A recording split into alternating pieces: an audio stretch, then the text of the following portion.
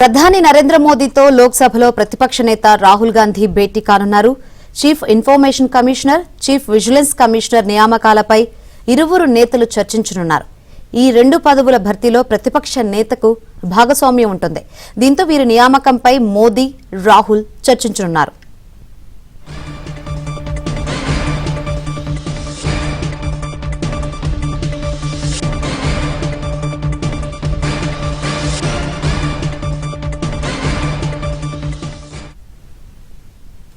మరి కాసేపట్లో ప్రధాని నరేంద్ర మోదీతో లోక్సభలో ప్రతిపక్ష నేత రాహుల్ గాంధీ భేటీ కానున్నారు. Chief information commissioner, chief vigilance commissioner నియామకాలపై ఇరువురు నేతలు చర్చించనున్నారు. ఈ రెండు పదవుల భర్తీలో ప్రతిపక్ష నేతకు భాగస్వామ్యం ఉంటుంది. దీంతో వీరి నియామకంపై మోదీ, రాహుల్ చర్చించనున్నారు.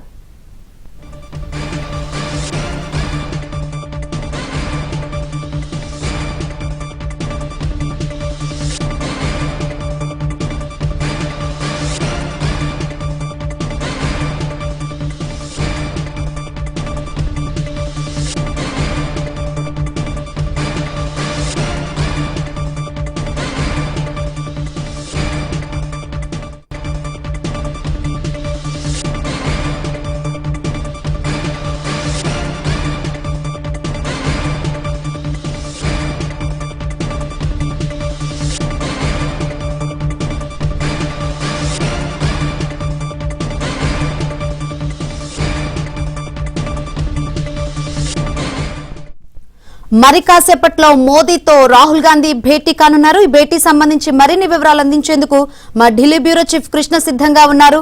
కృష్ణ, ఏంటి భేటీ సంబంధించి అప్డేట్స్? శంకరి, ప్రధాని నరేంద్ర మోదీ అదేవిధంగా లోక్సభ ప్రతిపక్ష నేత అయినటువంటి రాహుల్ గాంధీ మరికొద్ది సేపట్లో భేటీ కాబోతూ ఉన్నారు.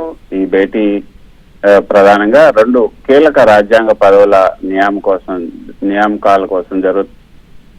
Information commissioner CIC, chief vigilance commissioner CVC, ఈ రెండు పదవులు భర్తీలో లోక్సభ ప్రతిపక్ష నేత సభ్యుడిగా ఉండే సెలక్షన్ కమిటీ ఉంటుంది. అందువల్ల రాహుల్ గాంధీ ఈ యొక్క కమిటీలో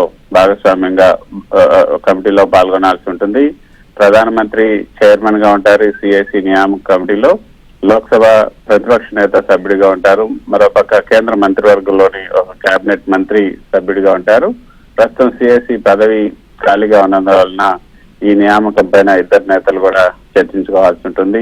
సో సివిసి కమిటీలో కూడా అంటే ప్రధాని చైర్మన్ గా ఉంటారు, హోంమంత్రి సభ్యులుగా ఉంటారు, లోక్సభ ప్రతిపక్ష నేత అయినటువంటి రాహుల్ గాంధీ సభ్యుడిగా ఉంటారు. సో సివిసిలో కూడా కీలక స్థానం భర్తీ చేయాల్సినటువంటి పరిస్థితి ఉంది. అదే ఈ సమావేశానికి సంబంధించి ఇంకా అధికార షెడ్యూల్ అయితే విడుదల కాలేదు.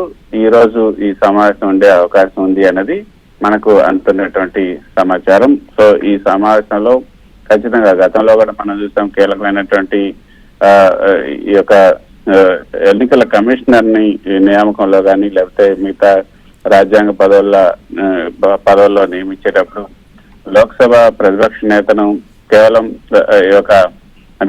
ఒక ఆనవాయితీగానే ఉంటుంది తప్పితే లోక్సభలో ఉన్నటువంటి ప్రధాన ప్రతిపక్ష నేతలు సూచించే వారి పేర్లను వారేమి పరిగణలోకి తీసుకునే అవకాశం అయితే ఉండదు. కేవలం ఇది ఒక ఆనవాయితీ మాత్రమే. అప్పటికే ప్రభుత్వం ఎవరు నియమించాలంటే వాళ్ళని నియమించే అవకాశమే ఉంటుంది. ఇది కేవలం ఆనవాయితీ మాత్రమే. Shankari, right. Thank you Krishna.